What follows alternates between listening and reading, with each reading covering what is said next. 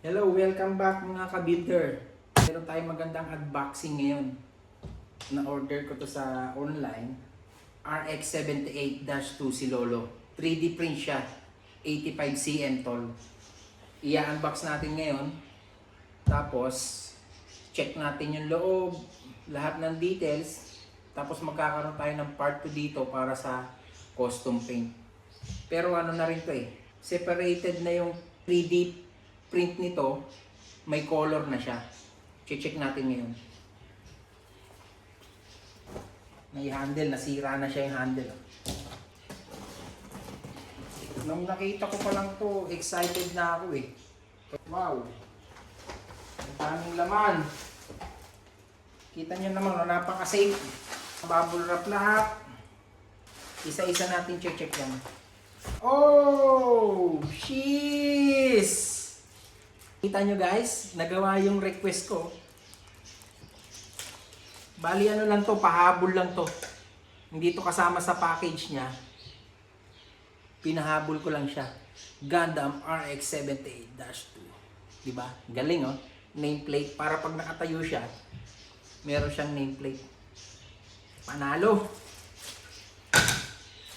Yan laki. Ito yung sticker niya Yes! Ang laki nung rifle nyo. Yung baril nyo. Ang laki ng shield nyo. Ito na yung mga kamay. Isa-isayin natin yan. Para maganda yung pagka-review natin. Ayan Paa. Yan. Isa-isayin na natin tanggalin. Mga pala, ano pala to? Mga kaganpla. Fix pala to. Hindi siya articulated. Naka-fix lang siya. Kasi yung articulated medyo mahal. Magkaiba ng presyo. Yun Pwede na. Pwede na sa quality. Guys, tingnan nyo. Hindi na kailangan pinturahan Diba? Panalo Diba? Ganda ng quality Pero hindi ko type yung kulay Yellow Talagang tingin ko magpe-paint tayo dito Yung red tsaka blue okay Pero yung yellow di angkop sa kulay ng RX78. Pero i-build muna natin to. Tingnan. Galing. Yung iba loose part kasi sabi rin ng seller, kailangan daw talagang i-fix yan. Medyo rough siya. Hindi siya perfect ang 3D. Kung talagang gusto mo ng perfect, kailangan mong trabahuhin ng pag-custom. Kailangan liyahin. Yan. Next natin tong rifle. Sayang, wala kasi siyang basuka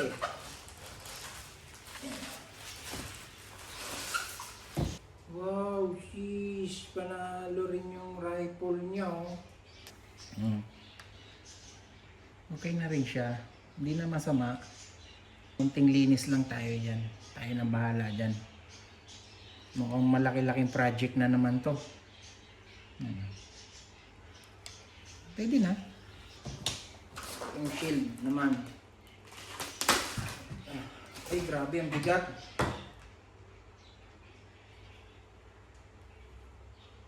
Ang tindi ng shield. Siguro nasa 500 grams to. Napakalaki Yan yung kamay ko. Ganda quality. Hindi lang siya talaga makinis. Siyempre, 3D print. Hindi naman perfect. Yan backpack.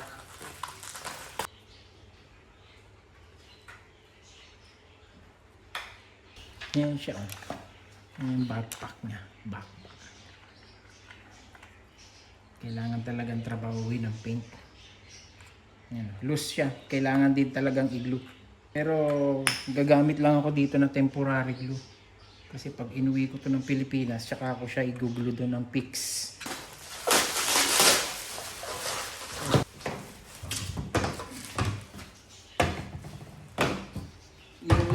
talaga ang hindi ko type. Yung yellow. Panalo. Galing. Pwede. Pwede nga kahit hindi na i-paint eh. Kasi may details na siya talaga eh. Oh. Yun oh. Galing. Bubuin natin ito mamaya.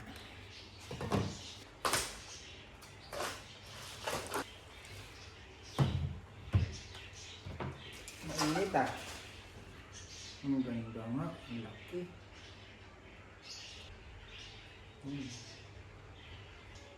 Pero madali na i-custom paint to kasi ang laki siya eh. Madali mong lagyan ng tape eh. Ng masking tape para sa paint separation. Ang ganda. Ano? Naiikot ba to? Ay, hindi.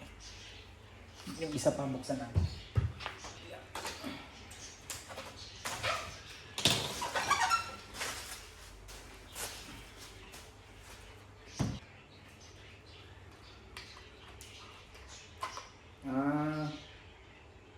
Kinabit lang nila. Okay, pwede ko palang tanggalin isa-isa. Pwede kong tanggalin isa-isa para mapintura ng maayos. Yan ah. Tatanong ko sa seller kung natatanggal ba to isa-isa. Pero tingin ko, natatanggal to eh. Okay. Ito na yung last part. Arm.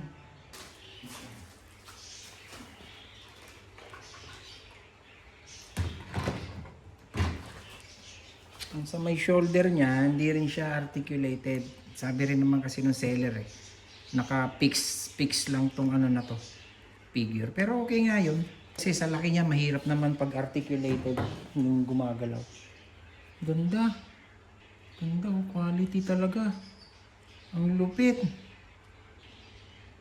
Pwede nga straight out of the box na. Diretso build na oh. I-build natin siya ngayon. Yan muna sa ngayon. Unboxing. Sa sunod, yung custom paint natin. Tatry ko nang i-build muna ngayon.